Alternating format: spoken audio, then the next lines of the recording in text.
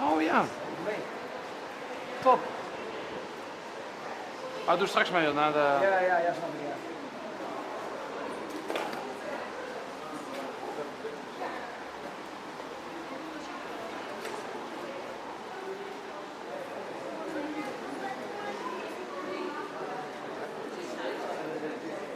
Complete?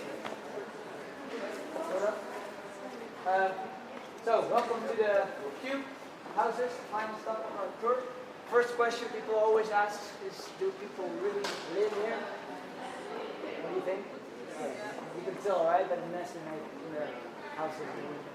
Another question I get sometimes is, are the floors like this as well? No, they are just normal flat floors, of course. The walls, they are diagonal on the inside. It's another third question I always get is it very popular to live in the cube houses? I'm always asking my friends, would you want to live in a cube house? Most of them are like, I really want to live there. It's not so very practical. I mean, they are 100 square meters, but you don't get like really the space for square meters because it's like all diagonal. You have to be really creative to decorate these diagonal walls. You cannot just go to IKEA and buy a Billy shelf custom drilling fit in your cubicle. To make custom furniture, you have to buy expensive furniture. You cannot park your car here, and you have tourists in your garden every day. But if you like that, then it's a popular place. A little bit about the idea behind this construction.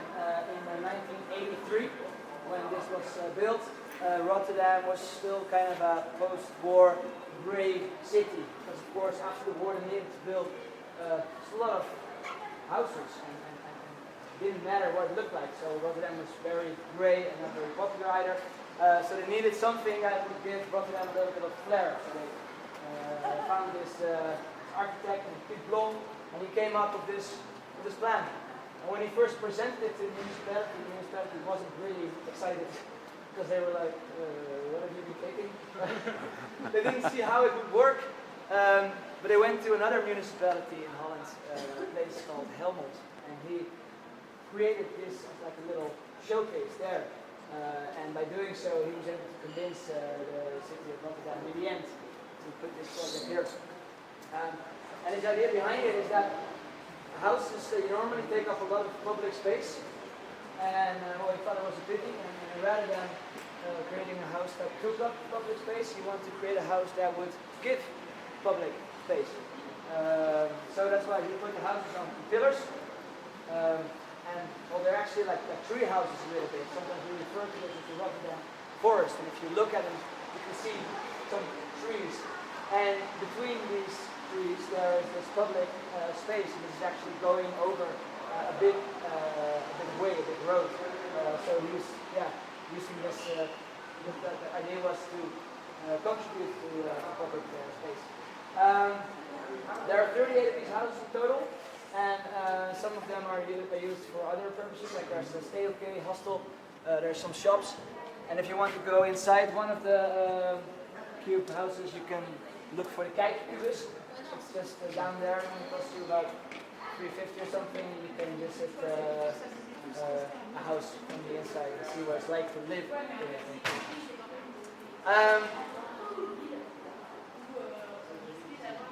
think I'm still thinking of a brilliant way to end the tour, but I've not yet made it up. So here I go again. This is the end of the tour. Sorry, I'm going to work on that one slide. So this is the end of the tour. Thank you very much for joining. It was a big group. We had a lot of rain, but we all managed to get out stronger through effort, right? That's going to be a punchline. If you have time to leave a review on TripAdvisor, that would be really cool because we have this TripAdvisor. Do you know TripAdvisor? Yes, do you use it? Do you check out the reviews? It's really cool if you would post one.